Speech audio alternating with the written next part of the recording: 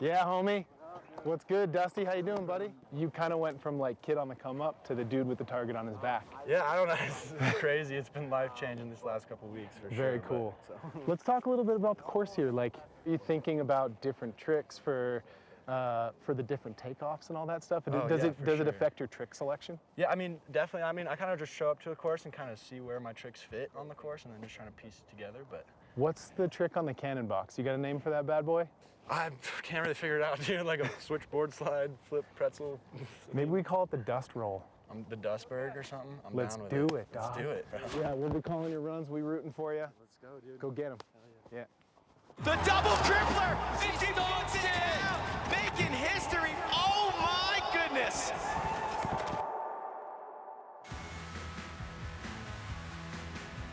Finals Friday, live from beautiful Vail, Colorado. The Bluebirds are singing not a cloud in the sky at the Burton US Open of Snowboarding 2020.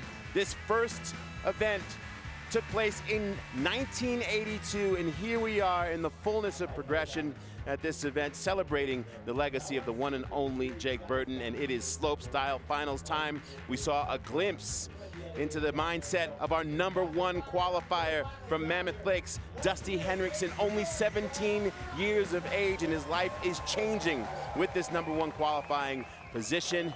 And we are ready to party. 41 degrees of joy. This course is running fast. Run 1 about to go down. Again, best of 3 runs. Sal Masakela here with T-Bird, Louis Vito, Tina Dixon. Team, are we ready? Oh, yeah. Whew. Yeah. I mean, this is the weather that you want for a finals. Everything's coming into place. Yeah, it's unbelievable. First off, from Norway, Thorgren Run. All the style, all the power. Aside from being on Red Bull TV, DirecTV, and Fox Australia, we also have a Japanese broadcast that is happening on Red Bull TV. And right off the bat, Thorgren looking smooth on this top part of the course. And check out these off-camber takeoffs.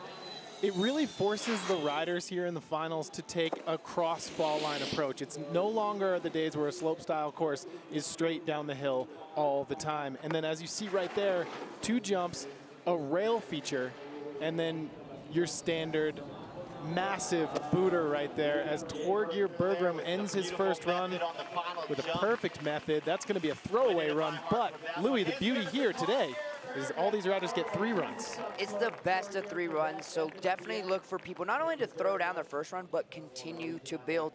And in semifinals, we had a little bit of flat light, which was giving a lot of difficulty to the riders, but today, you couldn't ask for better temperatures, better light, better course. Not a cloud in the sky, 41 degrees, 0 wind.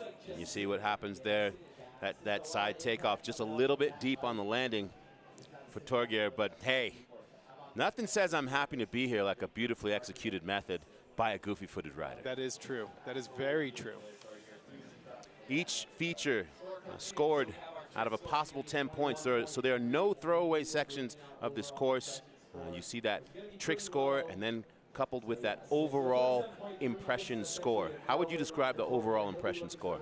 You know, the way I'm saying it is you look at a piece of art, if it makes you feel good, you like it. That's how the judges are looking at this, right? Yeah, if you are watching them ride down and you're like, oh, that gets me excited to go ride, that's kind of the flow score. You're like, that felt good. They connected everything. It's style, it's trick difficulty, it's execution, all that good stuff. Yep.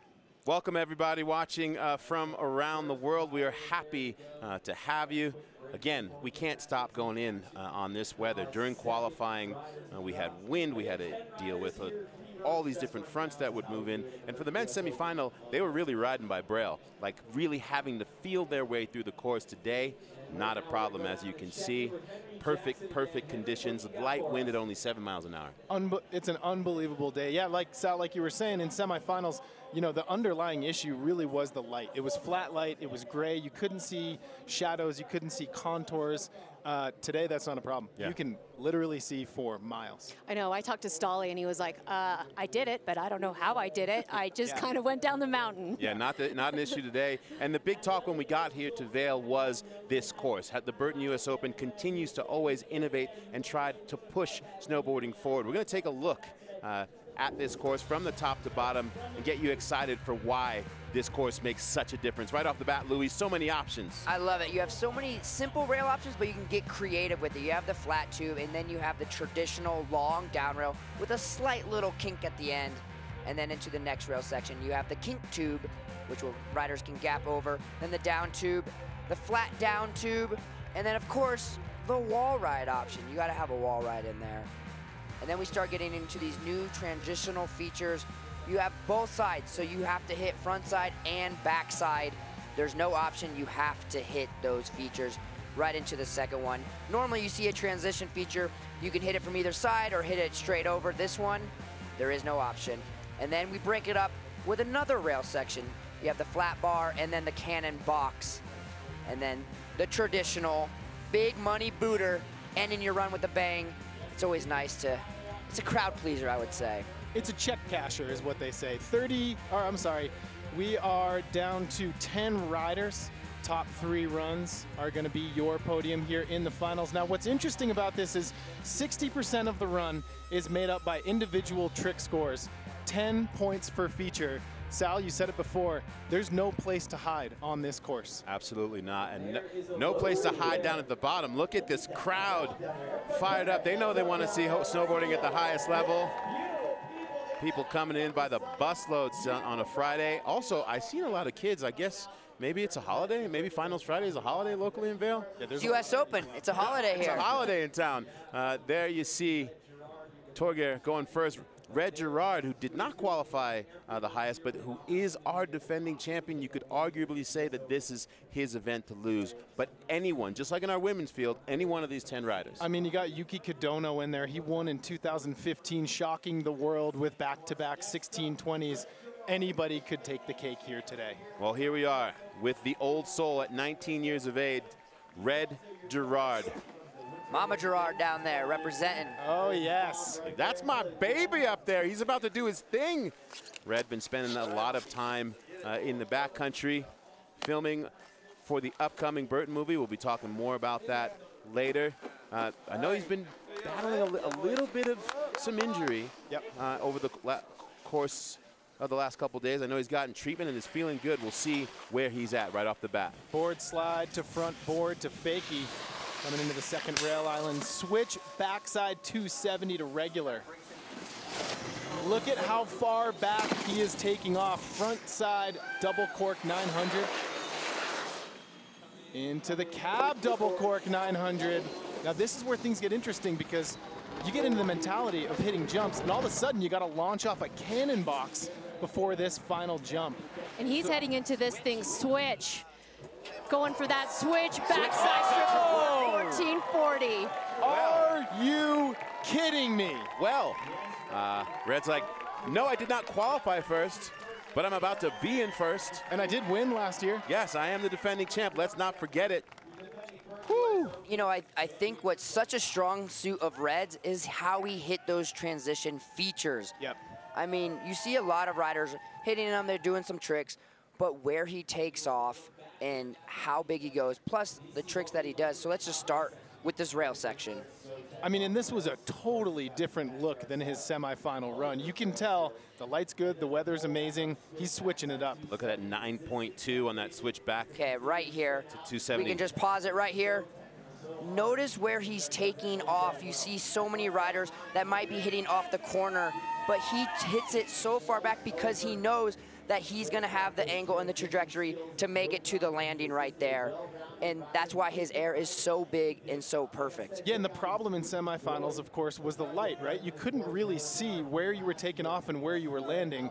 Look at it now, it's contoured, it's shadowed. This course is running really fast. And Red Gerard just put down a ridiculous first of 3 runs. This trick is just mind-boggling the way he does it. He and Dusty both have that weird pretzel out on the cannon that it's hard to comprehend. It really is. And then he finishes up with that switch backside triple cork 1440. In the semifinals, we only saw 3 riders even attempt 1440s. Look at all that purple in the trick scores. This guy just going max to near max on every single feature. You couple that in with overall impression, and Red Gerard has set the tone, and the rest of the field will react accordingly, just like we saw in the women's final. Well, and remember too, that was run 1. Usually the judges are a little bit more conservative in the first of 3 run final because they don't want to just blow it out in the 90s. However, that tells me the judges were like, that run could win this thing. And that was just run 1. So they scored at 84.4. Great score. There's still room, and you have to remember that's why Red wanted to drop last, because the judges take these earlier runs to really warm up. All right, well, why don't we just hear from the man himself? Big Red, you mission accomplished in run 1. Yeah. What was the strategy for you heading into this 3-run final? Obviously, yeah, I mean, I just kind of want to land some runs. I was super hyped, as always, 3-run final to land your first one. Always feels good, and it's really cool to know that you have 2 more left. Yeah, this can be a crazy final, though. So many of my good friends and so many heavy hitters in this one. But, yeah, I'm really hyped on how my run turned out. Red, you got T-Bird here. What's good, my man? Yeah, Bird. What up? So how does landing a run like that and putting down a score 84.4 on your first run, how does that change your mindset for runs 2 and 3, and what kind of confidence do you have going into those runs?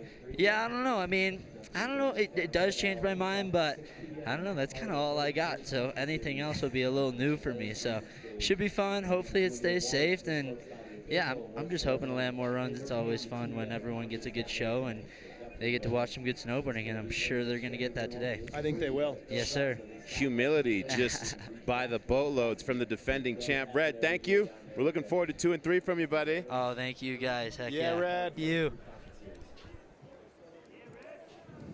Full pull happiness as back to the top with Sebe de Boek from Belgium, 24 years of age, who really was a standout in the work that he did in the semifinal to get here. This kid is one of the most powerful snowboarders I have ever seen ride.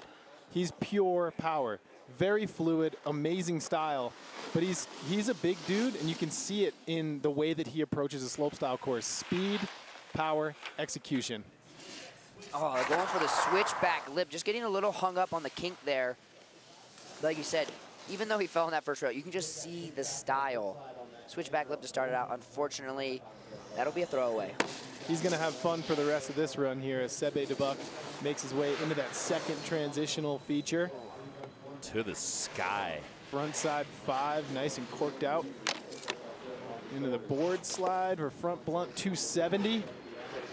And what's he got for us on this final jump? There we go. Lawn dart. That's what I wanted from Sebe de Boek. Lawn darts. He heard Jay. He's like, I got you, Louie. I got you. I mean, he's so, like, front flips are so scary, and he can do that at ease. He can do double at ease. Crowd Yeah, let's see what went wrong here, Louie. It was the kink. It was that kink that got him. In semifinals, it got a couple riders too, that kink. Yeah.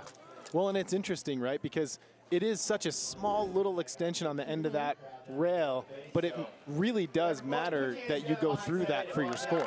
You have to go through it or the judges are going to dock you. He'll throw that away. Shout out to the memory of the one and only Ben Hinckley. Yes. May he rest in peace, who made that lawn dart so popular back in the day at X Games.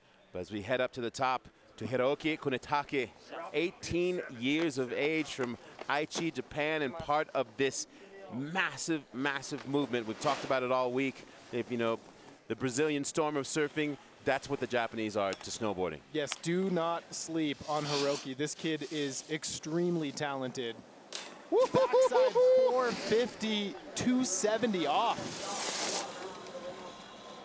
Into the front side 900, and that will not do it, ladies and gentlemen. This is finals.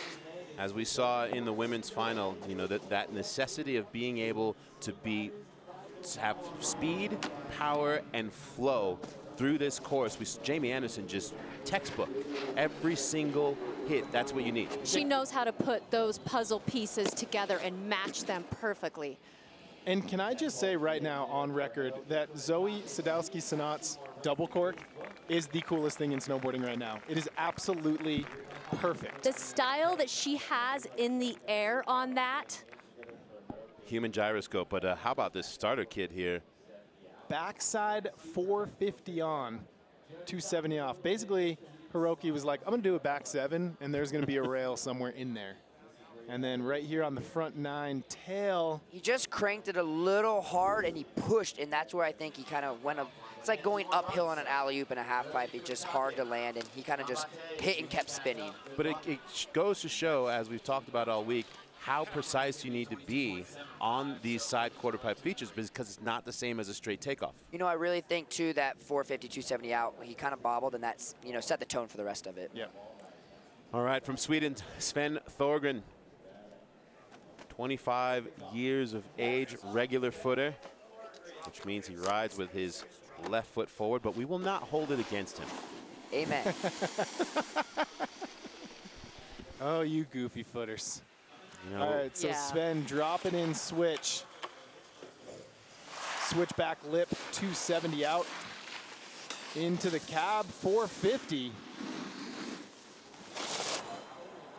Front side, double cork, 1080, and he sits it down. He will get docked for that, but if I'm Sven right now, keep going.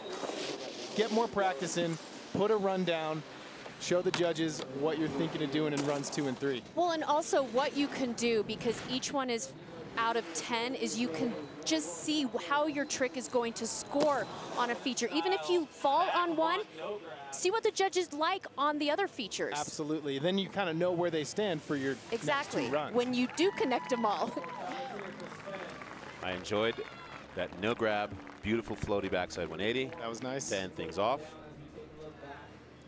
Yeah, and you know, Sven got 2nd place here last year behind Red Gerard and just in front of Mark McMorris.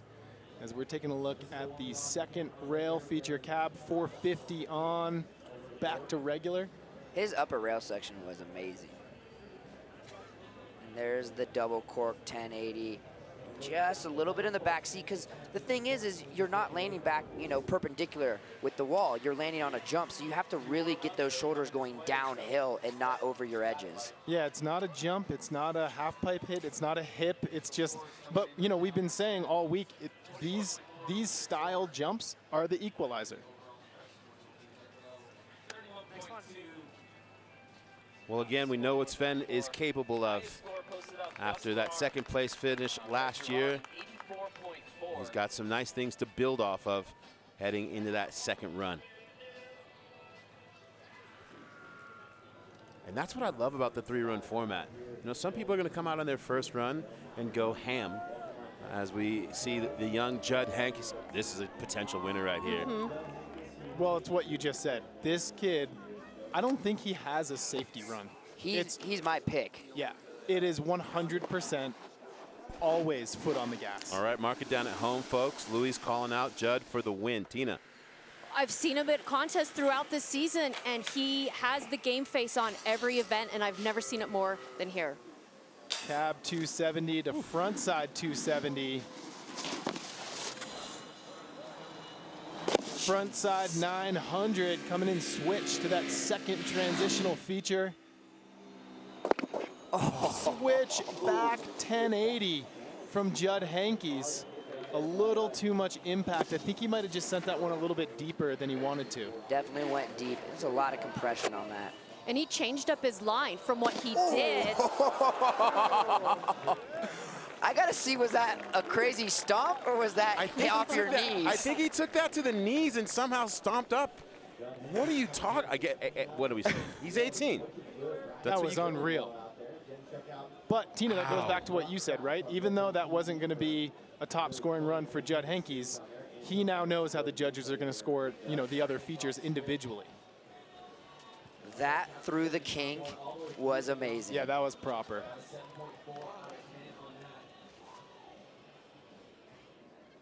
Oh man, he makes this thing. Forget about it. And right here, let's take a look at this landing. And he holds the grab so long. Switch back 16. I think he put his board down and just crunching his knee. You saw him after he got to the bottom get out of his bindings. 18. 18 years old. He was just like, okay, let me see him. Everything's still good. All right, he's giving us a sign. He's good. Oh, man, second run's going to be nuts.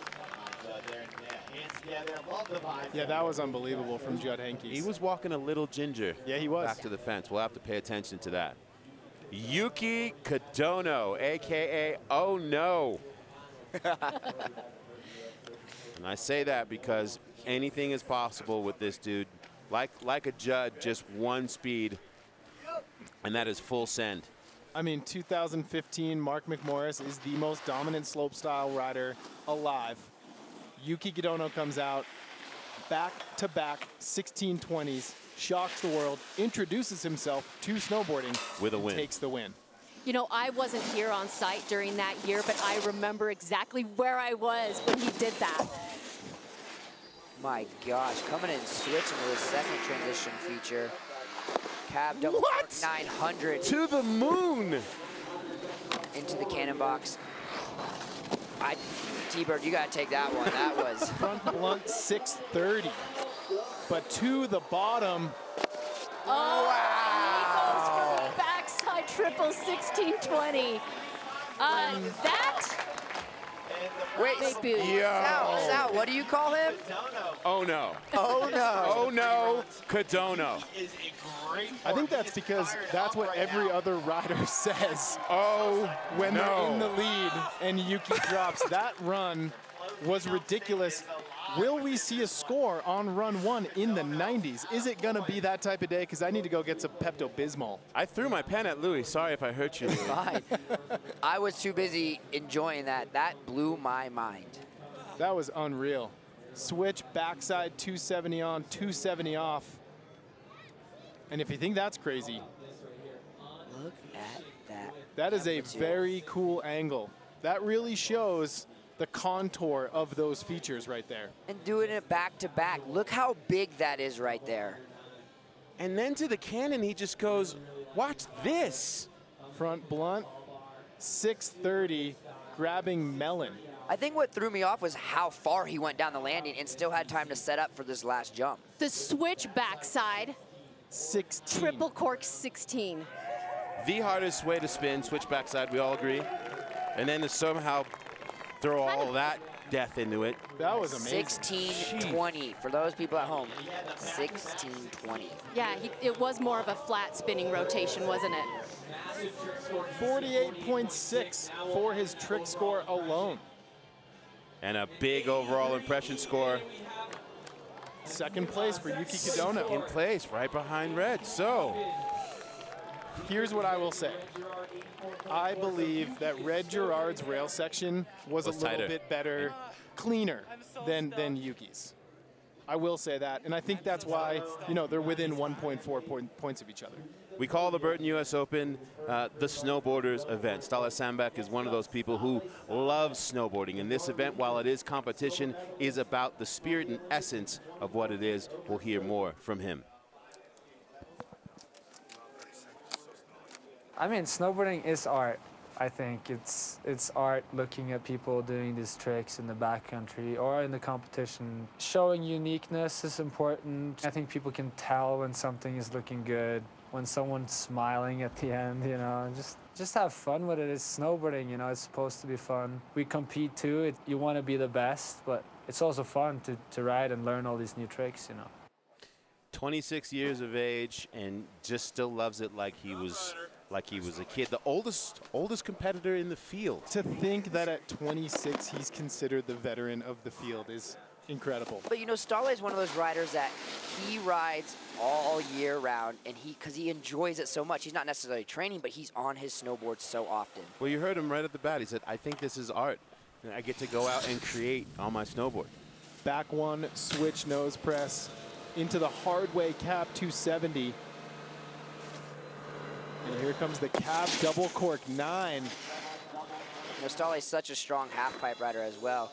There's the front side 1080. It's because of, well, crazy axis, a lot different than we've seen from other riders who do that. There's that front blunt 630. What's he got on this third and final jump feature? Backside triple 14, not quite able to put it down. And that landing sounds a little firm. I mean, it's sunny out there, but that thing sounds a little firm right there.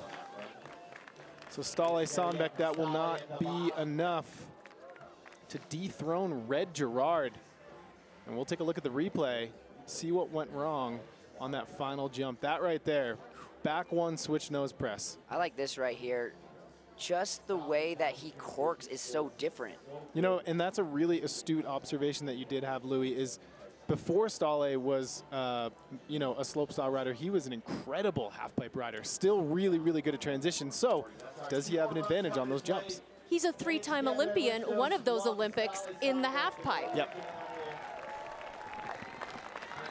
You know, I've always said, Sal, like, when it's 2 runs, best of 2 runs, there's a lot of people that might fall. Yep. There's a lot of pressure on that. When it's best of 3 runs, you see so many more landed runs. Adding just that one more run, it really pushes the riders, and you see even more lands. A shot of the happiest man in snowboarding. The fridge, giving counsel down the bottom to his fellow riders. Well, we've been talking about this course and what it opens up for progression, and Darcy Sharpe has some feelings on it.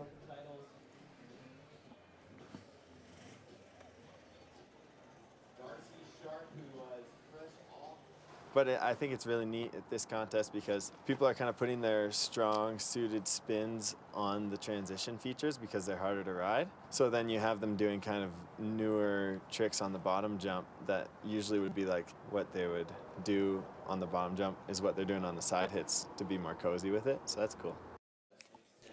And we talked all week about the fact that, like, most of these events, the riders can somewhat have a game plan for the season of what a run looks like, depending on where things are at. But these back-to-back side hits change everything. Changes the entire landscape of this slopestyle event. And I think slopestyle events moving forward in competitive snowboarding. And do not count Darcy Sharpe out. For years, Darcy was one of those riders who was always in the running, but didn't have his big marquee win. He just got it in Aspen, X Games gold. And, you know, sometimes all it takes to build momentum is one big win, and then you're off and running. It looks like Darcy Sharpe is in that right now. Switch backside 900 coming into that cannon box. Front side 180 on, switch backside 360 off. And here it is. What's he got? Front side triple cork 14 from Darcy Sharpe. Oh! Bang, bang, bang. Shots fired. Bang, bang, bang.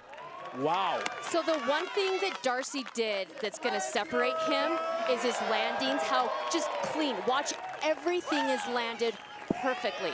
And the SLS scoring system is beneficial to a rider like Darcy because his rail game is just as strong as his jump game. There's really, he has no weaknesses on a course like this judged with this system. Backside 270 on. Gets through the kink, 270 off. Switch, nose slide, pretzel. That was amazing. And then right here, Louis. Backside 9, nose to tail. That was sick. The way he just mixed up the grab, and showing the control in the air to be able to do that. So all the scores so far have been in the 8s, except for that one right there was a 6.7. And this one goes back into the 8. I mean, and look at his live rank. He was between 1 and 3 on the his entire scores trick run. And on that jump, you could see him spot the landing, know he was going big, so he opened up just a little bit to have a perfect 48.6 on the individual scores. And just missing out on taking the lead. What's great about this, though, is like he can literally be like, what did I get on every single thing? And now I can make adjustments accordingly. Oh, I got room for another point on the cannon. Mm-hmm. It's those tenths of a point that are going to make the difference because he's not that far off from red, but those tenths really do. That's the gap. Well, why don't we talk to the man himself, Darcy Sharpe welcomed. What's it like when you get that full pull and then the crowd is just like going ham for you right there? I can just feel their energy because my music's so loud I can't hear them, but it feels really good. And then the second let's hear some noise. It's pretty great feeling. And I mean, the reward of just landing that last jump and coming out clean feels like that's why we do it. Darcy, how are you enjoying those transition features? Because it's something so new. Yeah, I'm really enjoying these ones. These ones are built very pristine. You can go as high as you want. Might feel a little bit in your feet when you land, but they're really good. And today's all slushy and stuff. You can't really ask for more. One thing that you'd like to improve to get into that top spot? I'm going to try to do something that I haven't yet tried on that second quarter pipe, but I think it's there. And so just do the run again with a little upgrade there, and hopefully I'll be able to go get after little Reggie. All right. Yeah, Darcy. Like the energy. Thanks, Good luck to you, boys. Darcy. Love you Thank guys. Great job. Right on. I like how you said great job. Thank you. Thank you, Darcy. We didn't do anything, but whatever. Oh, here we are. Okay, Dusty. This guy's making a name for himself throughout snowboarding in real time at the Burton US Open.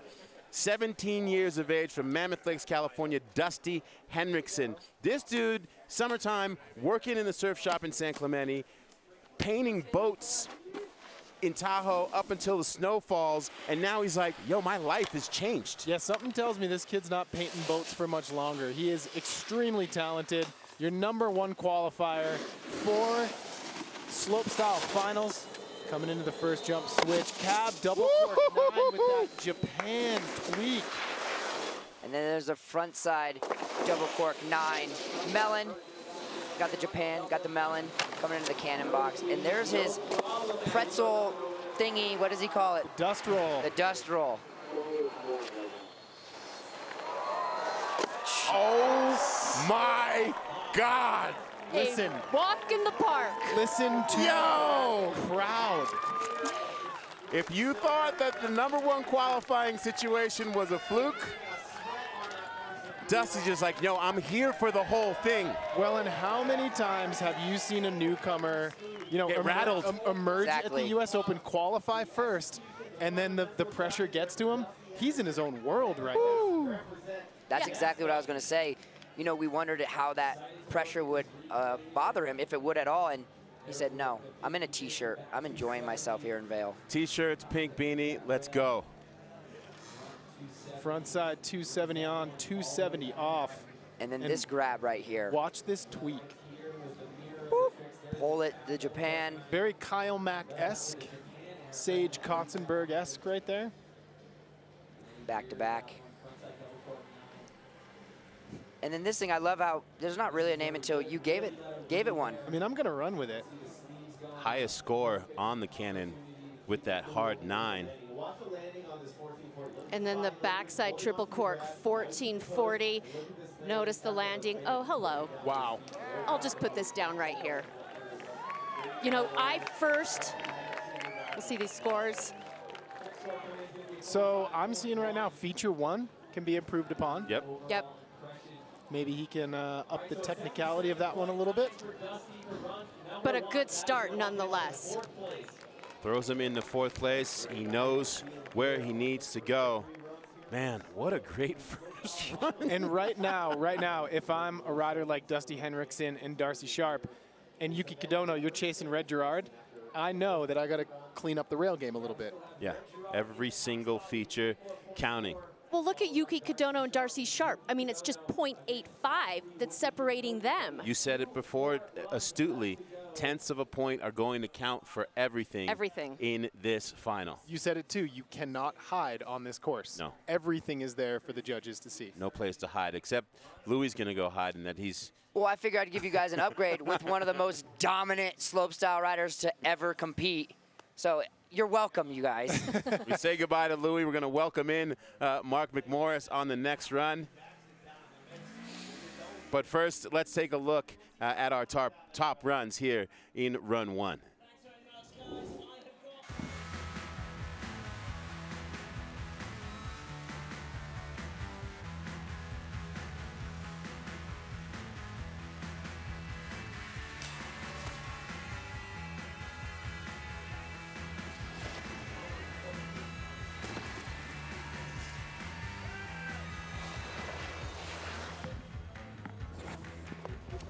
Yeah, Red Gerard was on one in Run 1. He is your current leader. He is last year's champion. You are seeing exactly why. Check this out. Switch, backside, triple cork, 1440. The tone setter. And we welcome in 4-time winner at the Burton US Open, the Lavender King. I Mark like that McMorris. colorway on you, Mark. Thank you so much. It's a really strong color for you. Trying to bring out spring. I like it. In my colorway. When you're How are out you there guys? singing T-Bird. We know that you wanted to be in this final, but we feel lucky nonetheless to have you. You've been busy all season like a lot of others. Straight to it. What has it been like working on this hotly anticipated Burton One World film? Yeah, working on the Burton One World film has been absolutely unbelievable. We've had a couple great trips already, getting a lot of footage. And for me, as a competitive snowboarder, to have the block of footage I have at this point in the season has been unheard of for me. So it's been a nice change. A little bit frustrating, obviously, not to be competing. It's a perfect day. I would do anything to be up there. But being here with you guys is a close second. We'll take it. And meantime, let's take a look at the trailer. I mean, I don't know who's spending the budget, but they got a nice budget for this film.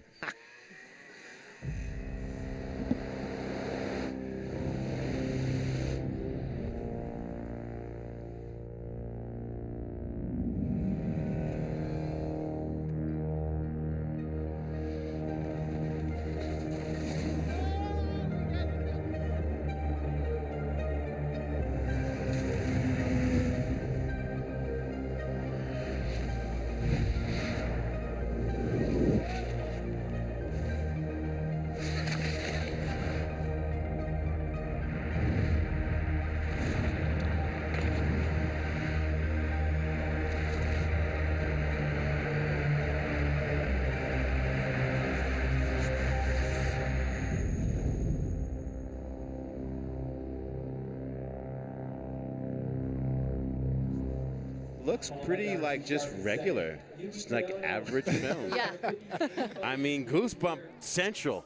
Yeah, they've done an absolutely unbelievable job producing it. There's been crews moving around the whole world, really, and meeting up with different riders in different locations, filming different sides of snowboarding. And I think it's going to be a great representation of snowboarding. And you know, the Burton team runs deep, so it's going to be a hell of a movie. Indeed. Well, we'll head back up to the top. So stoked to have you with us, Mark, as we're celebrating the spirit of the one and only Jake Burton, who made this thing possible. We saw that footage in the Open, you know, going all the way. This thing goes back all the way to 1982. And the one thing that we do miss as we celebrate Jake's life is seeing that face and his energy at the bottom of the corral as we welcome in Thorgren Run for his second run.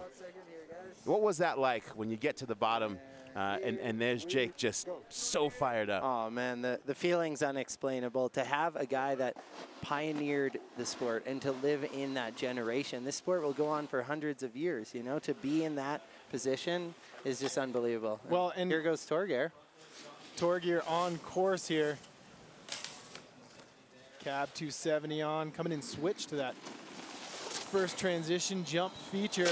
Cab double cork 900. That's exactly what went wrong on his first run. Yeah, those features are really tough to ride, and a lot of slopestyle riders haven't had a ton of time on them. But it's such a good addition to the slopestyle, and I think that right there was the coolest thing I've seen on this course all week. Wow. Landing in a nose Chuck butter. to nose press from like 40 feet deep. Incredible. Talk about control. He's got it. He's got unbelievable board control and style, and I'm just super happy to see him in a final again. He deserves it. He's just had crappy luck with contests. Yeah, he's been so busy with contests, but it's so nice to see him in the final. Mark, I want to go back to the movie. Watch this. Oh, yeah. Are you kidding me? How hard That's the is flare we're looking for. Yeah, Sorry, Tina. no, you're all good. I was just going to ask how hard it is for you to do a movie part, make that movie part the kind, the way you want it to? Yeah, a lot of times you'll get asked to do a video part, and you really focus on contests because that's what I've been doing, and you jump in when you can, and then when Burton makes a movie and you're a big rider on Burton and you want a good presence, you get out there and you make that your priority, and contests have sort of been the second priority this year. We head back up to the top. Our leader, defending champ, Big Red Gerard, who absolutely loves this course. Red rides these transition I'm loving features. This course. Probably one of my favorite courses I've ever gotten to ride. It's really cool. They started to bring into the side hits. I think the US Open was one of the first people to do it. We have 2 side hits back-to-back, which has never been done where they're mandatory. Everyone has to hit them. I think it's really awesome. It's been really fun to watch, like people doing different tricks than you don't normally see, and all sorts of these 900 variations. But yeah, overall, I'm a really big fan of this course. I think his voice is getting deeper. Yeah. Either that or he just goes to interview voice. It's like, just get serious. Well, he's getting up there at the age of 19. You see his mom flying the red flag. You were saying about Red and this course. Yeah, Red and this course are made for each other. He is an unbelievable rail rider, jump rider, and transition rider, and it's definitely catered to him, and he's riding it so strong. Darcy was definitely nipping at his heels. I really did think Darcy was going to bump into first, but we'll see what happens in Run 2. And if I'm Red Gerard right now, I mean, Tina, you said it, it's going to come down to every 10th of a point that you can get. My foot is on the gas. No safety run. Clean up those rails. Keep doing your jump line. Maybe try to step it up. There's that front side double cork 900. Into the cab double cork 1080. So he's taking it one step further from his first run. There's that switchboard slide under flip out. Just casually comes in blindside. I think I know what we're going to see here. Switch backside triple cork 1440. And it's official. Red Gerard is on one today. How hard is it when you sending it that deep and landing a little bit wheelie to find your center on that last jump? It can be really challenging.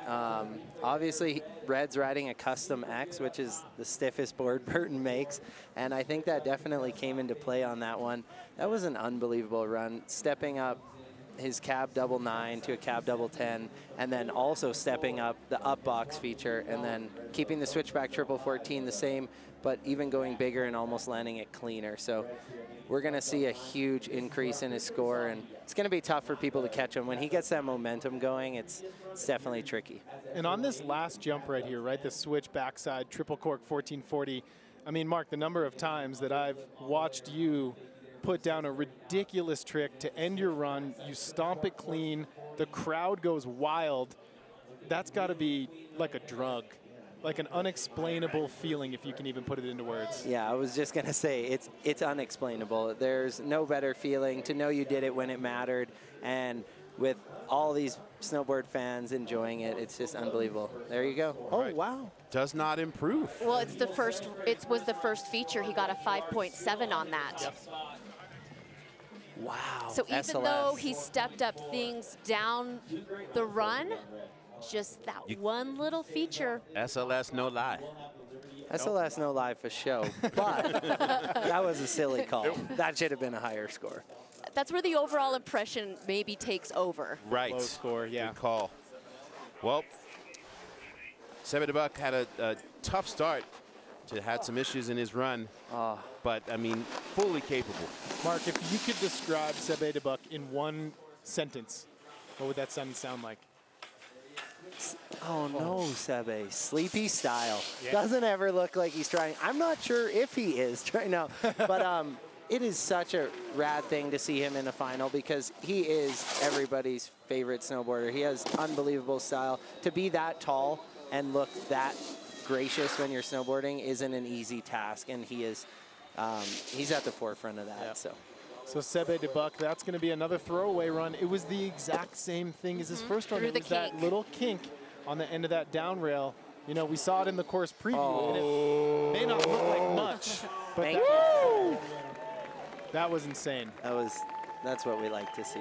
If you're not going to have a full pull, do something we're all going to love. Yeah. And he's the master of that. He's got a deep bag of fun tricks to watch. Just slow motion back road, just like, I'm just going to hang out here and fly a kite. As we check out the replay here. Switchback lip. Switchback lip, and just gets hung up on that kink. You know, as I was saying before, it's like, it's literally 8 inches of rail, but it's the difference maker in your score and whether or not, you know, you ride away from it or you don't. It's crazy to think it's just that small little part. That was the most beautiful backside rodeo. Staale fit. Yeah, not a lot of people grab Staale on back rodeos. Like Him and Mickle bang. bang. That's what I was just going to say. Nickel. I hope he puts it together on his 3rd run, because he is such a treat to watch, and I know he's got it in him. I want you to put your hands together for Seve down there. Let's get behind him. He's got a 3rd final run. Show him some love down there. Seve, welcome you back up there. The 3rd run is the 3rd time the charm for you. Yeah, I love watching Sebe ride. He's got 1 more run to go. All right, well, we'll head back up to Hiroki Kunitake from Aichi, Japan, 18 years of age. And when you're getting into your mid-20s, Mark McMorris, what's it like when the whippersnappers start nipping at your heels? Because you were that dude not too long ago. Yeah, very much so. I can remember that time, and I can vividly feel this right now. And they keep getting younger, and they keep getting better. I've never even heard of this kid, and that's always what the Open is. They'll just show up and blow up. Yeah, it's always an introduction for someone. Frontside 1080 tail grab. Yeah, and already this is a much improved run from that first one. That was insane. Back 12 into the half cab on to like nollie back rodeo. Yeah. Cab 14, cab triple. People are going for broke. Going for the cab 16. Even if he would have maybe just done a cab 1260, just to get something down on his feet. Yeah, he's 18, Tina. He hasn't learned that. That's true. Yeah, and I don't think this guy's going for 5th place. He wants to get on that podium, and that's what you need to do. And he did have a couple hiccups, so he needed to do that. Banger at the top with that backside 450. And that frontside 1080 tail grab right there, scoring a 6.4 out of 10. And there's that back 12. This is where it gets weird. Half cab on. Nollie back rodeo. Nollie back rodeo out. I think it's been so cool to see the mix-up in the traditional 3-jump line. It's 2 of those jumps that are quite unorthodox, a random rail feature that also provides a lot of airtime too, so they can keep their speed for the final jump, and then the big money booter. It's been really fun to watch. You got to think that Hiroki Kunitake could easily be a runner for that Rookie of the Year award at this year's Open. 100%. Absolutely. He's showing a lot of potential here.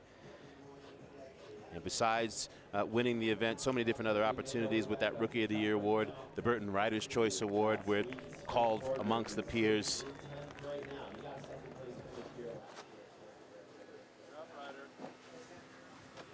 And here comes from Sweden, Sven Thorgren. Yeah, this kid is just so powerful, so precise in his approach to slope-style riding. Battled a couple injuries the past few years, but came back stronger than ever. Switch back lip, same way 270 into the cab 450. What's he got here? He went huge on that frontside double cork 10. Into the double backside rodeo. Okay. Are you kidding me? He on You've one. got to be joking. No. That could have gone so terribly wrong. You saw him, there was like a split second of panic, and then he was like, okay, I gotta get out of this. He stayed very composed. Yeah. 99.9% of snowboarders alive, that split second of panic turns into more panic. His turned into composure. That right there, it's just called air awareness. Yeah, he's like, oh, this sucks, but I can deal with it. But yo, this top half of the course, he went nuts. Yeah, he had a run going. He really stepped it up in that rail section, and the jumps too. Frontside 1080 double cork. Look at the pop that he gets. And he took off from way back, landed perfectly deep. This double back rodeo 9. Did he clip on the start?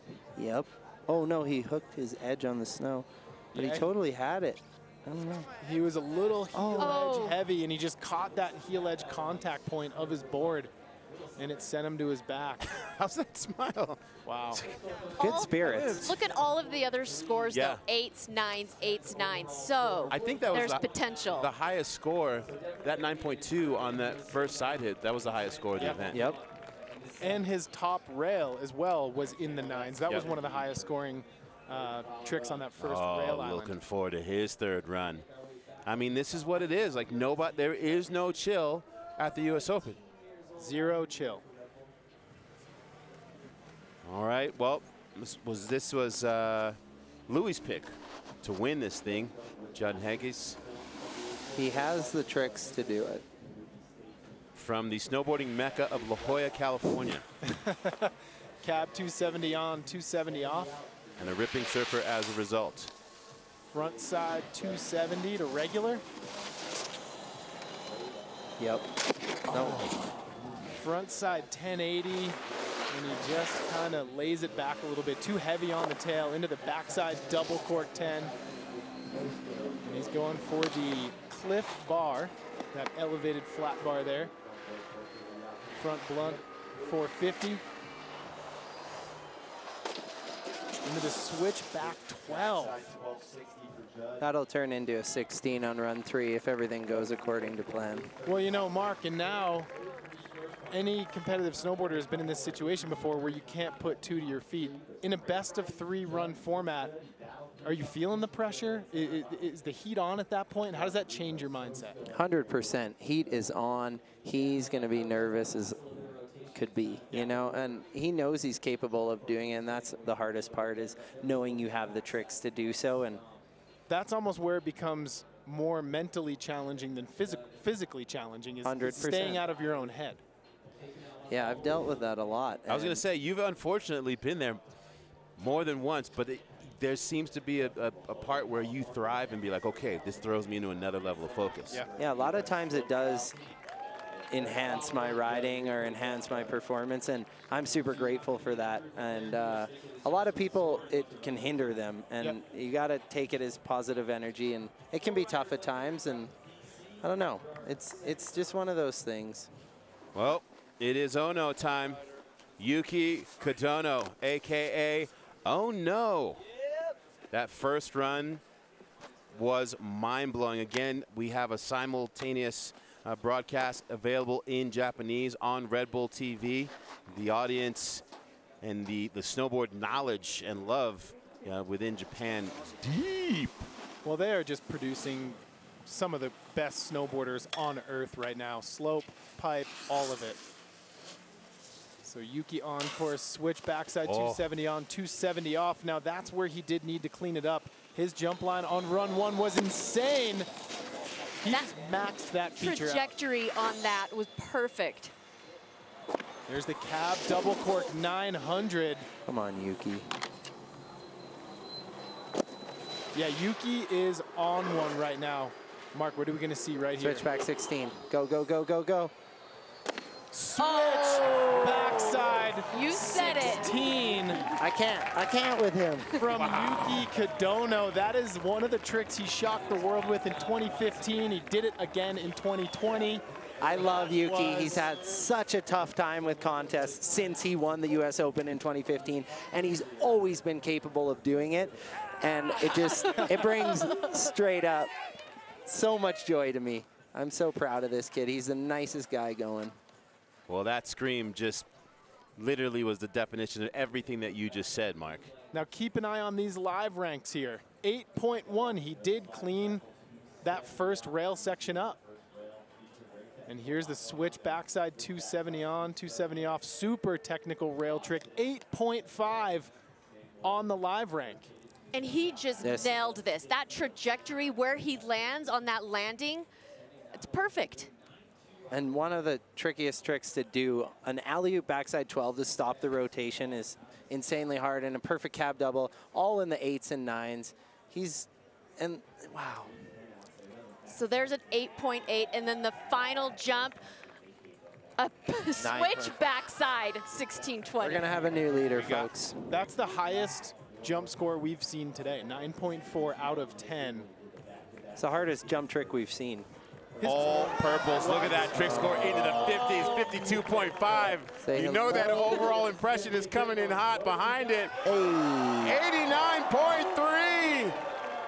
And he says, excuse me, Red Gerard, but I'm here with some Ono for you. Yuki Kadono back in the top position for the first time since 2015.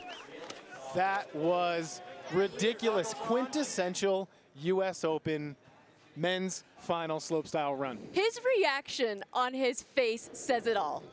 Yeah, he's ecstatic. He's tried for 4 years, you know, and to go and do it when it counts is just got to be an unbelievable feeling for him. You can start to doubt yourself, and there he goes and does it. Why don't you ask him yourself, because Yuki Kadono is on headset right now. Yuki. Konnichiwa. Konnichiwa. That was amazing, buddy. Thank you Good so job. much. How did that feel? How'd that switch backside 16 feel? That was unreal. No hand drags, no nothing. Yeah. Perfect. You were perfect top to bottom. Congratulations, buddy. Thank you so much. Seiko. Hey, Yuki. So the last time you won here was 2015. 5 years later, now 2020. What's it feel like to have that score again? That's how good it feels. That's how good. Yeah. Well, they're watching you in our separate broadcast from Japan. Do you want to say anything to the fans at home in Japanese? Yattazo.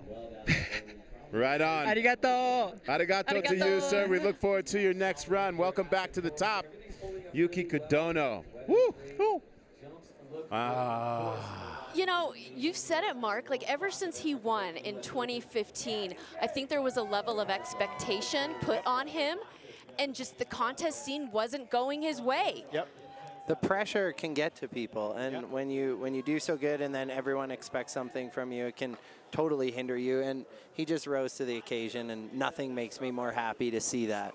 Well, looking focused to build on that momentum is Staale Sandbech.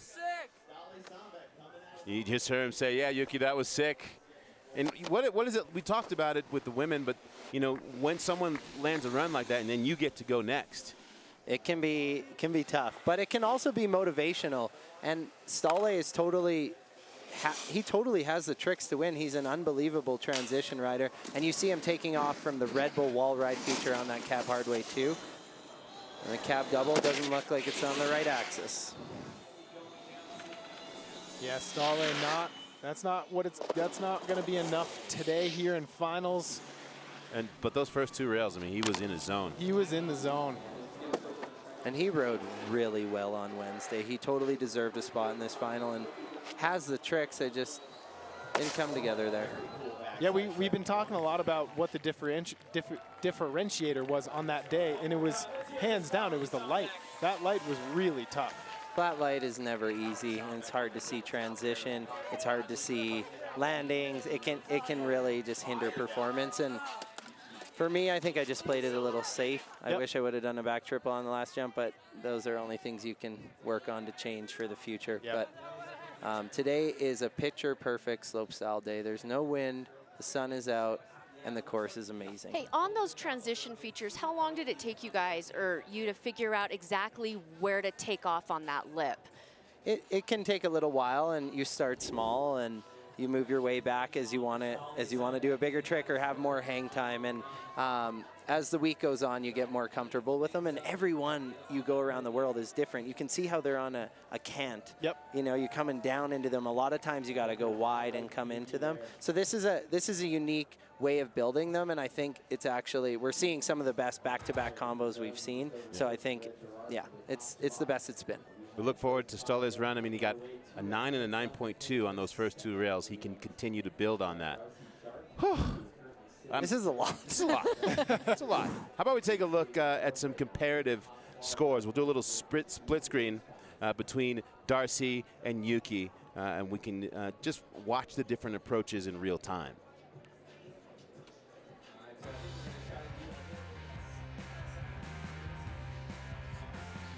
Yeah, so we got... So Darcy's taking a little bit more technical approach on the first rail, but Yuki's hitting the more technical rail. Pretty similar on the second feature. And Yuki, you see doing a backside 1260 and Darcy doing a backside 9. Double grab though. Darcy with a switchback 9 taking off way deeper than Yuki, but Yuki doing a cab double cork 9. And sending it deeper. Yep. Yeah. Yuki doing a front board 830 with Melon, and Darcy doing a front 1 to switchback 5, and then obviously a switchback 16 trumps a frontside triple cork 14. Yep, absolutely. Side-by-side comparison from the man himself, Mark McMorris. But I feel like, you know, if you're Darcy Sharpe now, you know what you have to do to overtake Yuki Kadono. And I think he can totally do that. Yep. It's going to be tough, but he does have the bag of tricks. All right, well, let's head back up to the top and see the manner in which Darcy Sharpe is able to dig into that bag. Again, the joy of that SLS system with Darcy in third is knowing exactly where you need to improve on every single feature of this course. Yeah, you can get, as a rider, so analytical with it in between your runs and know exactly what you need to improve. And Darcy is an astute competitor. I guarantee you he's going to try to rise to the occasion. That much better than run 1. Was insane. 270 on, 270 off. I think we're going to see the first trick the same, but then he's going to go switchback 12 on this next one. So trying to go. Gotta go, gotta go, gotta go. No. Oh, switchback 10, and he sent it a little deep there, but did you see how far uphill he took off on that transition? He was going huge. And he's taken off so deep so he can catch the top of the tranny and not have that crazy impact, because the trick he's trying is incredibly difficult.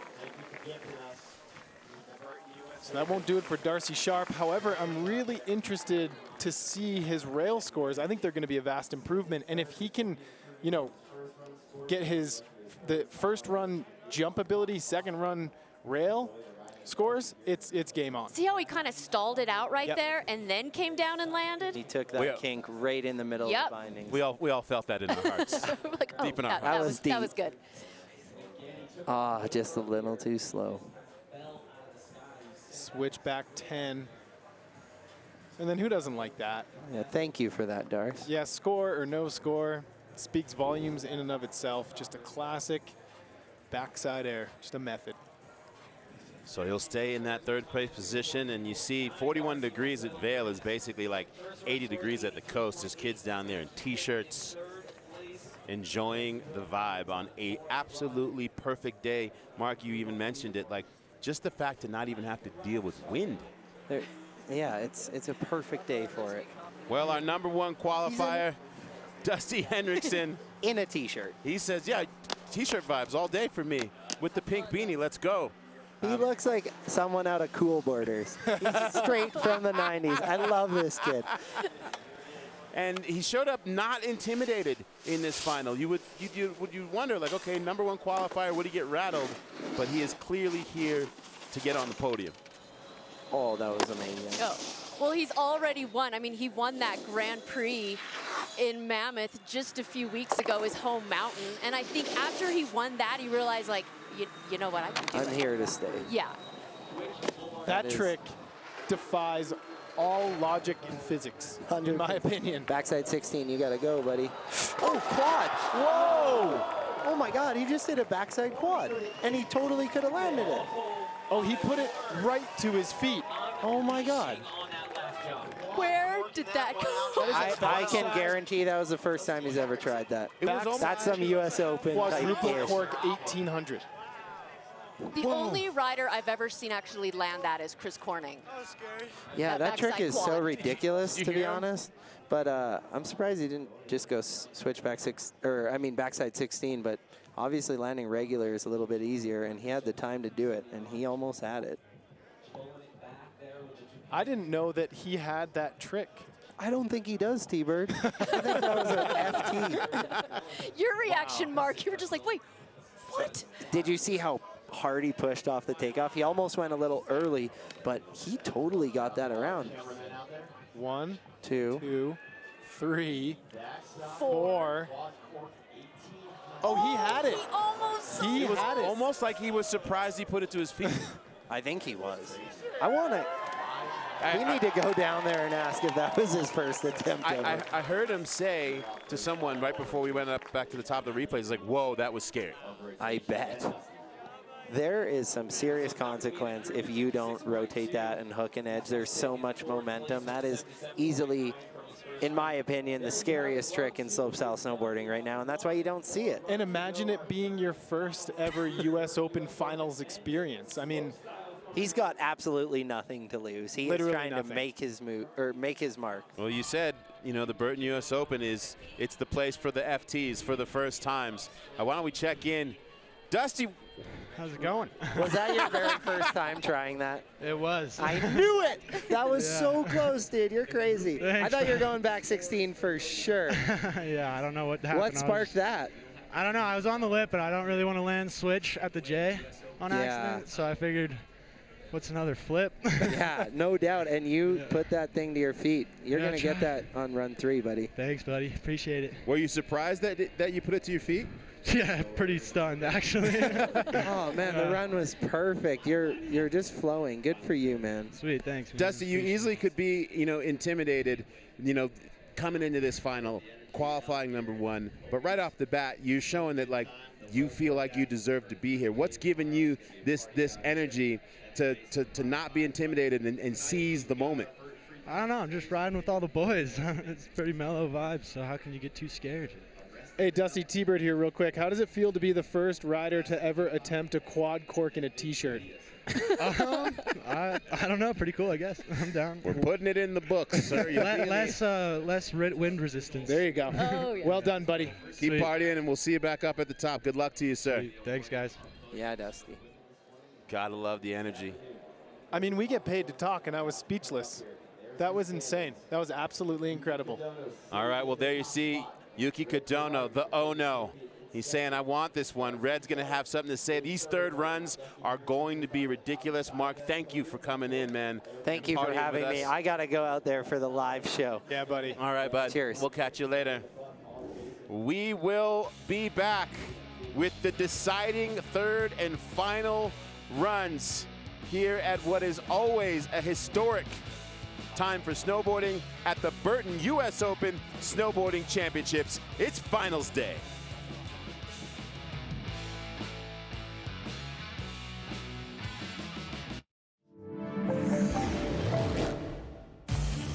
Three locations, 3 disciplines, and some of the best snowboarders.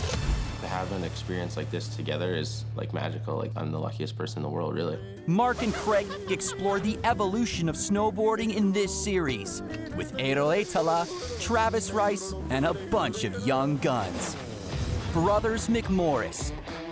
Now available on Red Bull TV.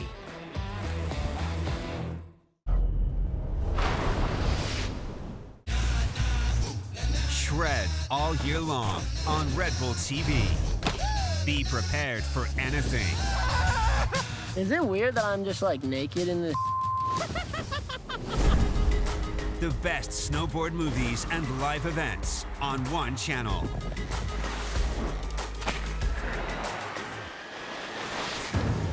Backcountry, fun parks, and street spots. We love them all. Could stay out here forever. Snow is our passion. It's what we live for. This is the future for sure. So nice. Follow us around the globe on the hunt for the perfect pal. The Snowboarding Channel on Red Bull TV. Available anytime, anywhere.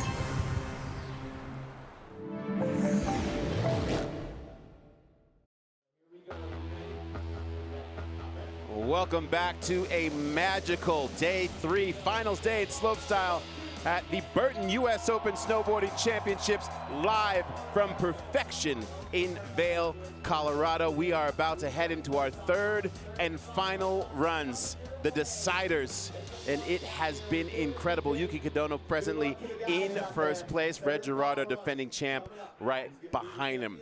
One of the great things as we welcome Louis back into the field here, one of the great things about this event is that it wraps up the entire season of snowboarding. And for a lot of people that are viewers at home, they think, okay, well, these guys maybe just do contests and that's how you make it. But for the majority of riders, it's about the contest and also simultaneously creating content. And those two things, making them flow together, that's what you have to do to be a pro in 2020. Yeah, and honestly, you know, these riders are brands in and of themselves. They are marketing themselves to the masses, and then the companies they ride for are also doing the same. But yeah, they're constantly creating content when they're not competing. Yeah, gone are the days that you can just rest on your laurels for the thing you did yesterday in an event or content-wise, and we'll take a look at what that means in 2020.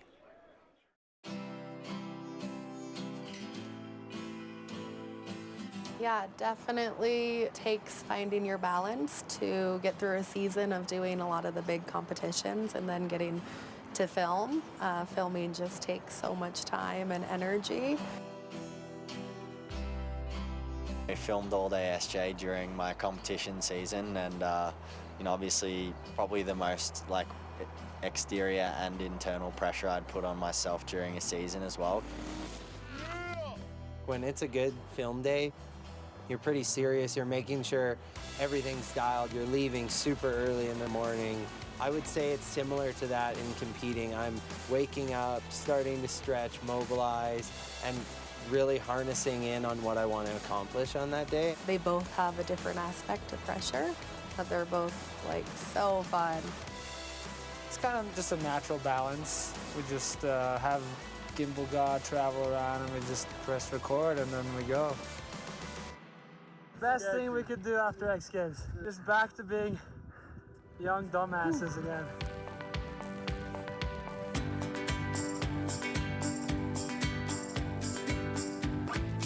Getting to juggle that competition element with this show, honestly, it really helped me because when I wasn't snowboarding, it took my mind away from that day on the mountain and it allowed me to be, you know, more in the moment. I think it's crucial, the filming part. Snowboarding is not just based on results, it's based on image and style and your personality too, you know, how you ride. Ready pal, hanging out with best friends. When I'm in the backcountry doing something totally different, I'm almost re-falling in love with snowboarding and in such a good head place when I come to a contest. You need to find that balance and do what makes you happy because too much of one thing is no good.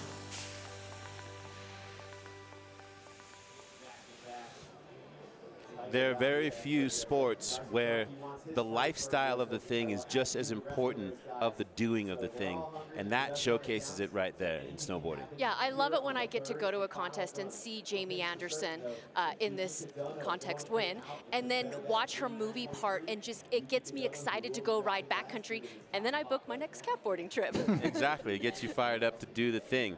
My personal favorite is Scotty James's all-day SJ show. If you haven't seen that thing on YouTube on Red Bull TV, it's all time. It's like Flight of the Conchords meets snowboarding. Speaking of snowboarding, hey, let's get into this start list, into this re-rack. As we head into these third and final runs, you see Yuki Kadono, who is now in first place, gets to go last. Sebe Debuk will start in that #1 slot. And what's that re-rack do to your headspace, you know, as a competitor? You know, I think it's almost pressure when you're Sebe. You're like, oh gosh, I got to go first now. Whereas you might have been seated a little bit deeper, but if you're, you know, Yuki, you get to watch it all. You get to understand, what do I need to do, or can I relax? Yeah, and right now it's Yuki, Kadono, Darcy, Sharpe, and Red Gerard have just been going blow for blow. But then you got Dusty Henricksen trying the quad. Oh, this is going to be beautifully weird. As Sebe de Buck, happiness. On Sebe's first 2 runs, it was the first rail that took him out. He can't quite seem to navigate this down rail with the little kink on the end. He was going for switchback lip. He's doing it again, and he handles it. That's normal Sebe de Buck right there. That's right. So switch board slide on the flat down 270. Mark talked about how it doesn't ever really look like Sebe is trying, like his style is that much ingrained in him.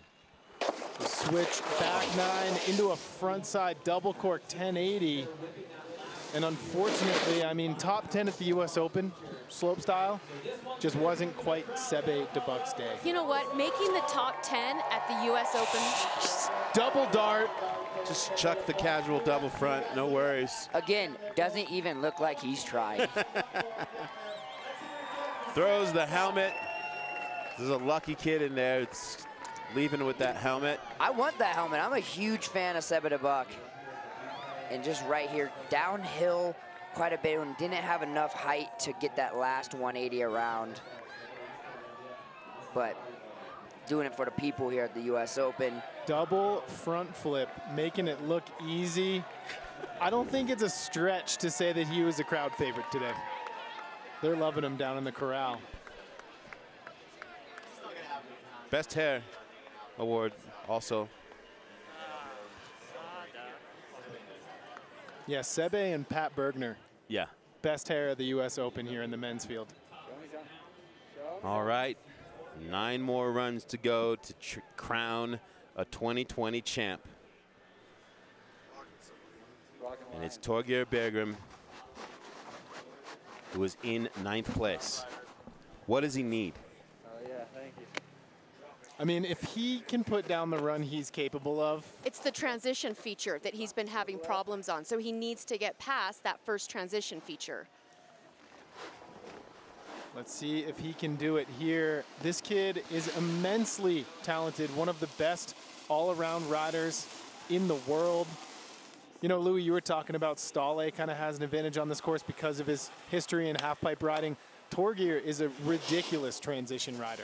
I think it's in the water in Norway because the Norwegians just produce all-around snowboarders. Yep. So this is where he couldn't put it down on the first run. Hand down, but he rode away. Much better than the earlier runs. Oh, that was nice. But see how he got his weight over both feet on the second transition feature. The first one, he's just still a little bit in the back seat, but that. That was insane. Switch board slide to nose butter in the landing. Into the backside 14 triple. That was ridiculous. Yo, he fell out of the sky to bolts. When you hear that landing, that impact. That is the Thorgren Bergrim I'm used to seeing. That was a sick run. You can always count on Thorgren to do something that just blows your mind. It might not be the most difficult, but you know, he has those rewinds on the 540s and bring it back, and then he has the nose butter off a rail where you're going fast and you're still landing hard. Difficult. Oh yeah. So many bad things can come out of that. And you see just a little bit still back. He doesn't have his weight over both feet. You have to land kind of stacked over both of your feet. The way I like to put it with Thorgren is his riding matches his personality. It's very fun-loving, very loose, but very powerful. That's kind of how he is as a human being. That was the power in that landing. Yeah, that cliff rail to nose butter for me is one of the highlights of the week. And he brings it back. Yeah. So that just shows the control on that. You know, unfortunately, I think that one hand drag on the first jump is going to hurt him. Oh, for sure. Yeah, but having problems on your first 2 runs and then finally on your 3rd run at the US Open, getting down to the bottom and finishing up with a 1440. Is it enough for top 3? 68.5 is going to put him in 5th place, right behind Dusty Henricksen. Well, it speaks to the overall power of that run, that even with that hand drag, he's able to move up 30 points almost. Congratulations to him. All right, this is Louis' pick, I believe. You know, I wanted to mix it up. You want to go with Judd. He's been there so many times, but hasn't quite cracked the top of the podium. Well, let's take a look at what he needs to do here. This is what he needs to clean up right there. And again, it goes back to what we were saying with Thorgren. He's just over the back foot a little bit. But I think it's because he's also going so large. See, back seat. You got to be able to shift your weight to prepare for the downhill jump landing. And how do you do that? Is it shoulders? Yeah, it's shoulders and just kind of making that shift in the air and kind of dropping the front shoulder down just a little bit. Well, that second transition feature, on that second run, he did that backside 1080, and that's what he was doing in semifinals, and that's where he actually lands it on that one. Well, here goes Judd Henkes on his third and final run. Boom. Ooh, cab 270 on, 270 off. Big pop out of that kink. Into the front side 270. Clean rail section. This is where it counts. Double front 10 lands a little bit flat. But look how deep There's that backside 1080. So the backside allows you to kind of bring that front shoulder downhill, which helps rather than spinning uphill. So front blunt 450 coming in switch. He was going for the switch back 16. Which Mark even said, he's like, if everything's going well, that's what we're going to see from him on the last jump. He came in really, really hot, like hardly a speed check. On any feature. Yeah. Also, I will say, if you'll remember too, run one on the final jump, he had that funky landing where it looked like he, might have like tweaked a knee or something like that. That could still be playing against him here on this course. But all in all, that was an incredible run from Judd Henkes. So right here, spinning down, you just got to drop that front shoulder, but you're going pretty big and you're falling from the sky. Looked like he jumped off a balcony of a hotel. Just falling at it. More or less, that's what these riders are doing. That's how high they're going. Unreal, the impact that these guys and gals have to deal with. Did you see that backside 1080? You got a 9.3 on that. Well, for now, bumps himself up into 7th place on that last run, even with the fall. But a great performance all week from the 18-year-old Judd Henkes. You forget he came through the junior jams here at the US Open. He's been competing a long time. You're like, oh, he's still really young. Yeah, you're like, that's little Judd. Yeah. Just now as an adult. Now he's big jump.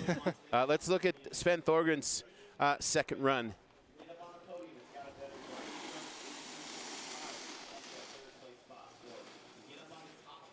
Yeah, so he starts it off coming in switch here. Pay attention to all these tricks, because I feel like if there's one area that Sven could improve upon, it is that rail section. And then there's the front side double cork 1080, puts that down, sends it into the deep end. Into the double backside rodeo. That trick is Sven Thorgren's bread and butter. He is so good at that double rodeo, and that's where it went wrong. He just kind of lost himself, slid out on his heel edge just a little bit and sent it a little bit deep. Oh, that's twice. And it's one of those where he was on his feet and he was probably a little off balance, and when he went to make that adjustment, he didn't have the balance controlled to get back on his board. Well, he was really on, one up until that fall. He was on a burner. Sven Thorgren third and final run. Whew. That was clean. Switch back lip 270 through the kink into the cab 450. He cleaned up that top section. Those are going to be high scores. Front side 1080 double cork. Doesn't quite get the full rotation. He's going to keep it going though. Double backside rodeo. That landing was better. And he just double corked out of a switch board slide. Switch board slide to double backflip.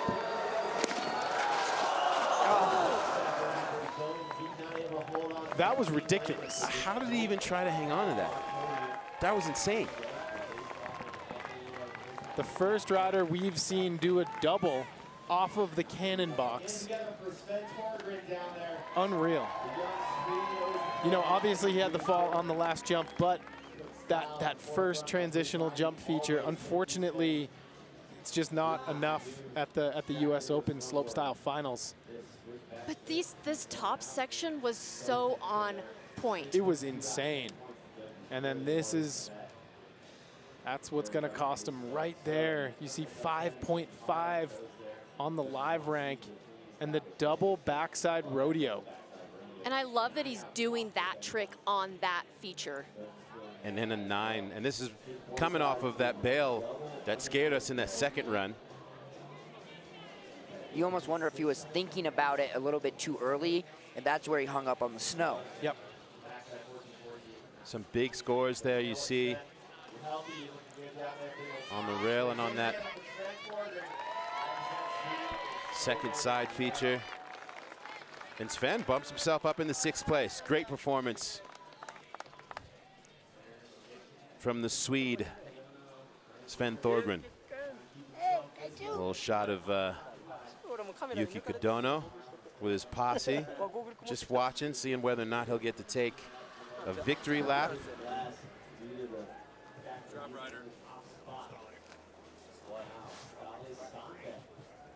As we get to see Staale Sandbech go it again. The Norwegian showing us so much potential for his run. I love that backside 180 to switch nose press from Staale into the hard way cab 270. Coming into the first jump. There's a cab double 9. Back to goofy right foot forward. Front side 1080. Just holding the grab. Oh, that was unreal. Front blunt 630 tail grab.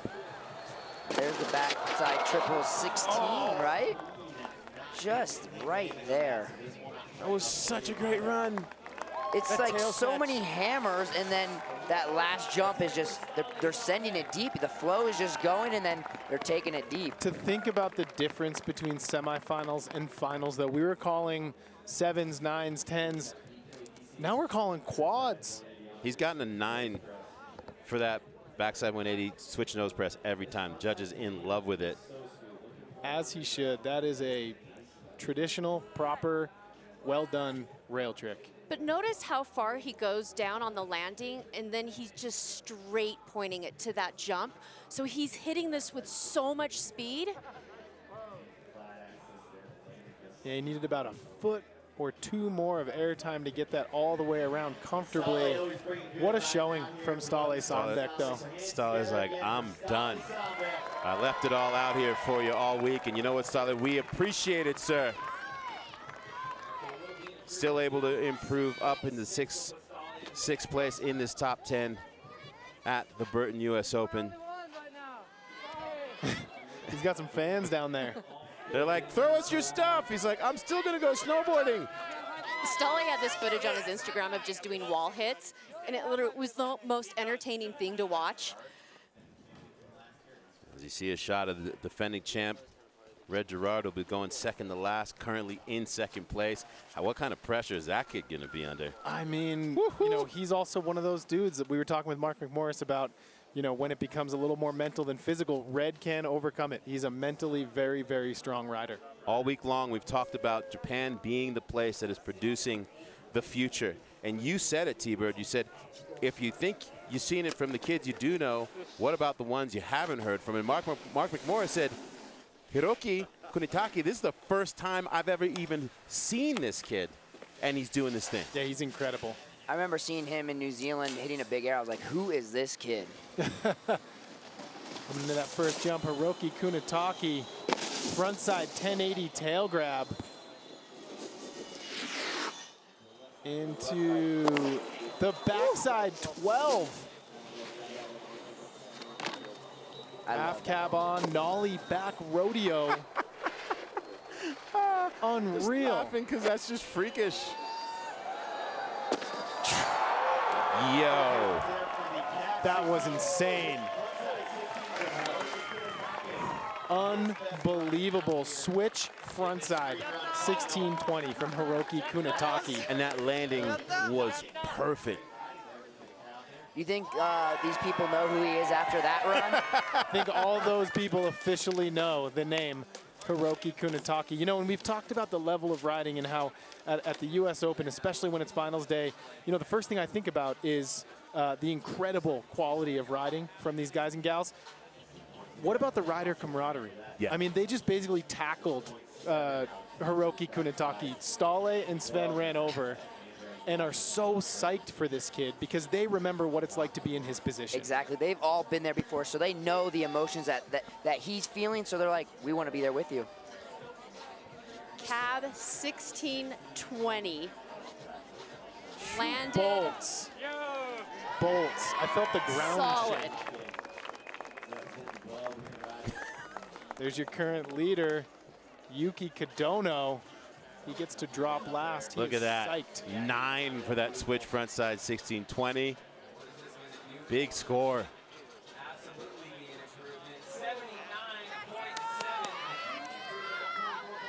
And Kunitaki pushes himself up into 4th place. Just outside the podium. What a great showing. His first US Open. And that bumps Dusty Henricksen, who has yet to go, down to 5th. Well, and then the other little side contest that I've kind of realized has happened is Toyota Rookie of the Year, Dusty Henricksen, Hiroki Kunitaki. Yeah. Something to keep an eye on, too. Indeed. Well, Dusty Henricksen, in his last run, did an FT, a first-timer. First-timer for himself, first-timer for the Open. Decided, you know what, I'm just going to see if I can get weird and chuck a quad. Let's take a look at it. There's pretty much left all of us in the booth, including Mark McMorris, pretty much speechless when we saw that he was, in fact, going for a backside quadruple cork 1800. Sal, you have announced hundreds of events from the 90s till 2020. Did you think that phrasing would ever even exist? Quad 1800. The only place I think I'd ever would have seen that was on a video game. It sounds like a dirt bike. Yeah, it literally sounds like some Cool Boarders SSX type-ish. But now, Dusty Henricksen, he told us he's here for the podium, qualified first. Will he get the opportunity to chuck this thing again? Front 2 on, 270 off, into the cab, double cork 900. Into the front side, double cork 900. This is where things get interesting. He looks very chill. He looks very chill right now for someone that is about to attempt this right here.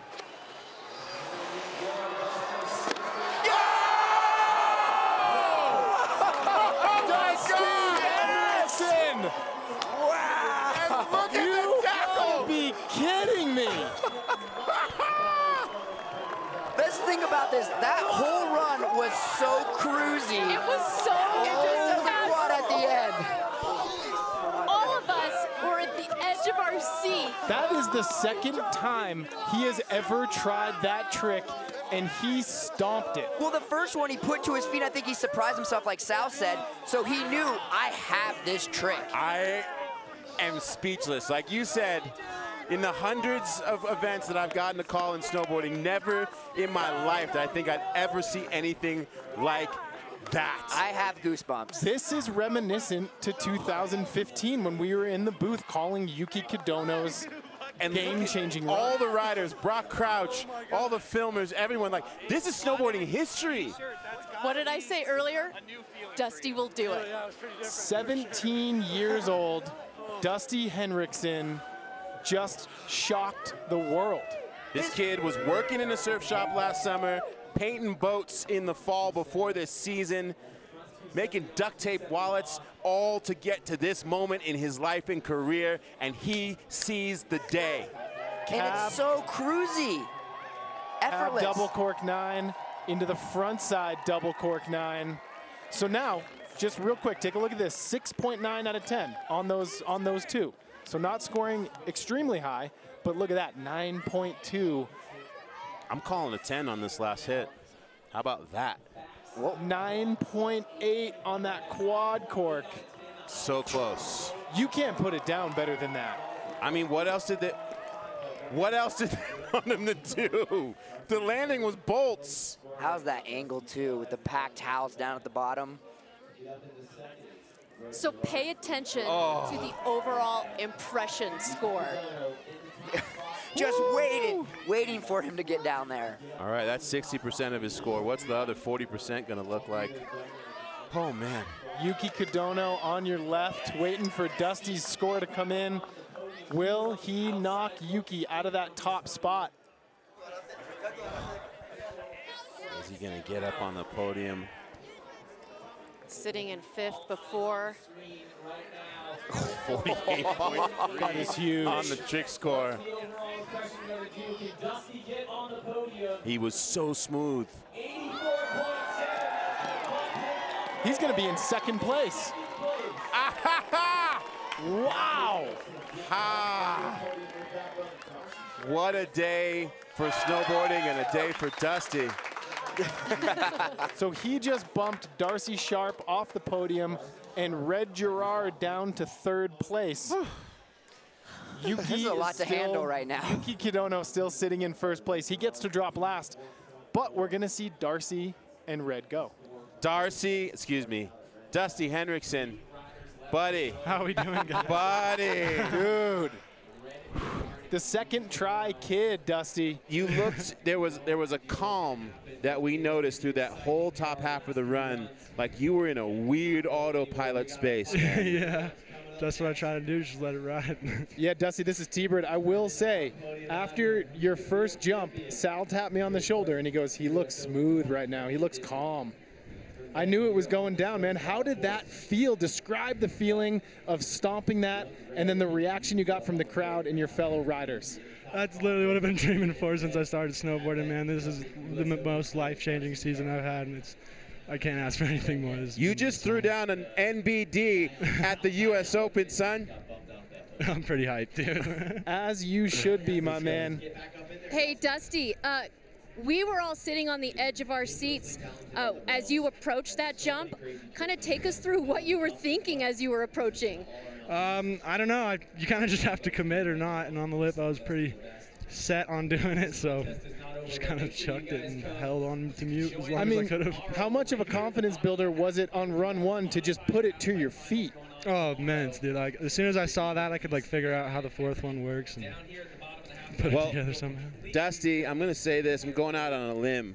I'm guessing that the next 2 weeks there's going to be some life-changing things that are going to happen in your career, and we are excited to see where you go. Way to step up and just really seize the moment and opportunity. We know you worked so hard for this, man. Congratulations. Congrats. Appreciate it. Thanks so much, Dusty. guys. Nice. Awesome. Mammoth Lakes right now is just going nuts. So, I mean, that run might bring some snow to Mammoth. That kid just went public, and I want stock now. Louis, we say goodbye to you one more time. Dude, thank you for having you in this last run. We'll see you down in the bottom of the corral with the winner. And Darcy Sharpe, you know he wants to have a word in this. He's like, okay, look, I understand, I appreciate everything that just happened with Dusty, but you just took my spot. What just went down with Dusty felt like it was the end of this event. We're still going. Yeah. There's still drama. We got Darcy Sharpe, we got Red Gerard, we got Yuki Kadono. Darcy Sharpe on course, backside 270 on, 270 off. The way he stalls that when he comes out of that spin. And there's that backside 900 double grab. Into that switch back 1080. I think he wanted to switch back 12 on that. I think he wanted to up his game. Well, he looks so perfect through the top half of that run. But again, just a great performance. I mean, and if you're Darcy Sharpe, nothing but love for Dusty. Yeah. Same thing. He's been there before. He's had those feelings of his first US Open. Everybody out there recognizes what Dusty just did, and everyone is psyched for him. An incredible showing from Darcy Sharpe. Yeah, Tina, this is what you're talking about. Oh, that yeah. nice stall on Deserves that 270 that off. 9.2, yeah. And then the switch, nose blunt. Oppo 270, also called a pretzel. There's that switch backside 1080. So committed. Looked like he wanted that 12. He almost kept rotating like the top part of his body did. I mean, I'll take that front 5 tuck knee all day, too. Absolutely, sir. Hard to get off that thing. I know, a little different. Darcy, nice work. 4th place finish here. Listen, at the US Open, in this field, walking away just outside the podium, walking away in the top 10 period. Even making the finals here is big. Especially with the conditions that they had to do. So. And the cut, 32 riders down to 10. This is the best of the best of the best. Well, here we are. Your defending champ, Red Gerard, was in first place.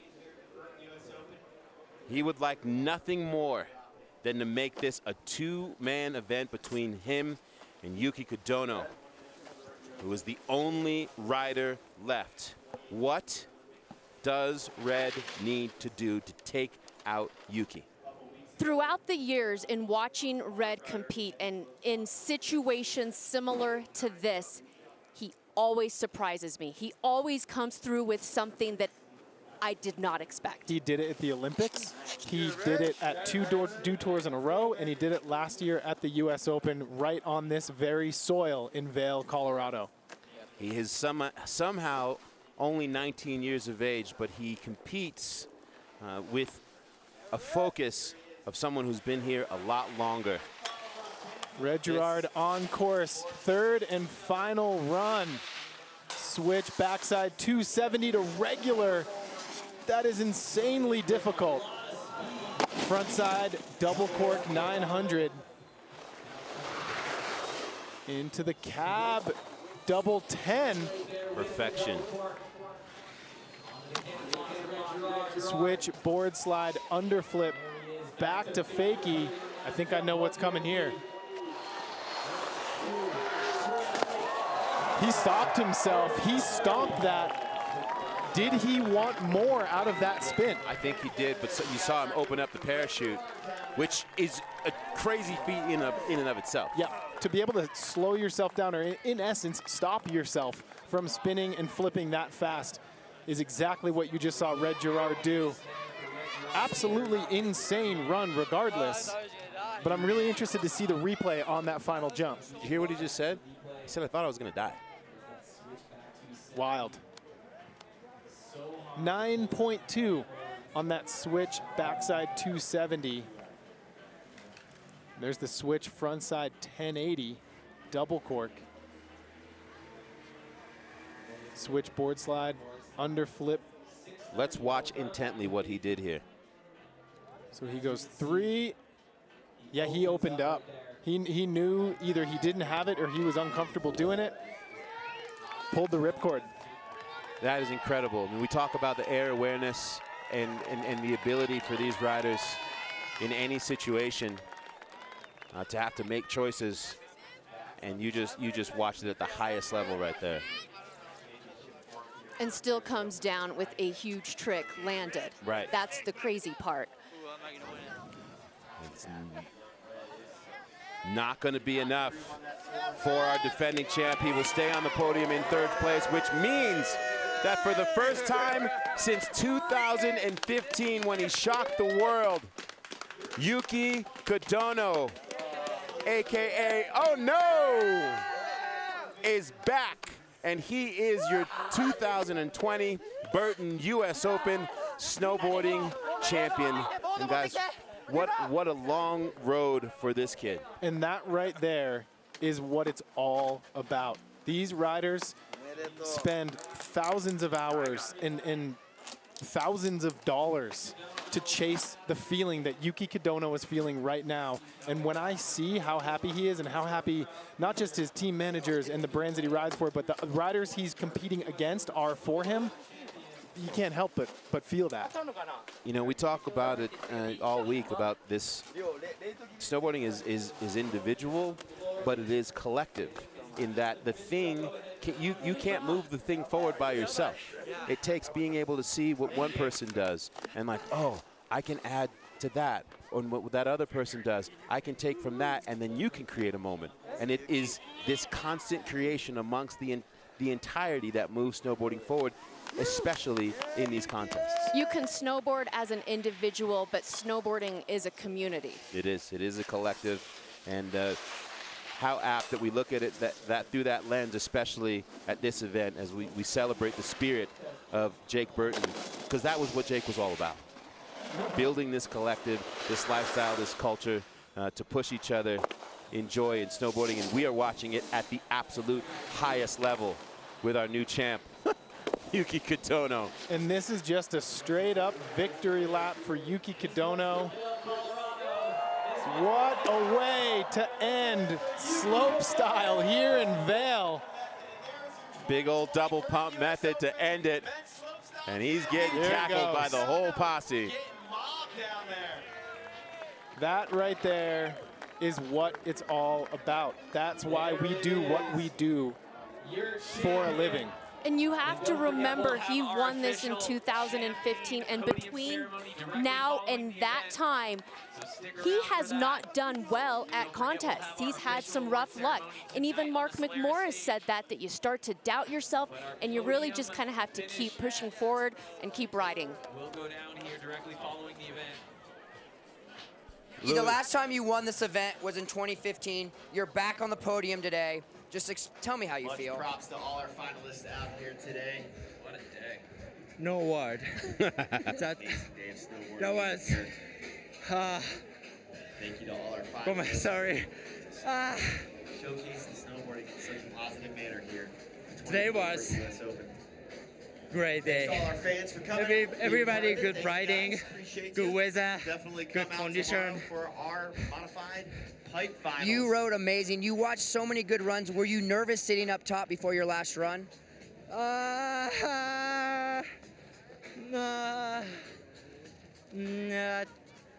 Jimmy-san, ちょっとお願いします。 Champagne awards here. Just a few moments, but いや、みんなのラン見て緊張してたけど、なんかもう俺できることを全部やったから。And he did whatever he could do, and whoever gets better, it's what it is. But he did what he could do.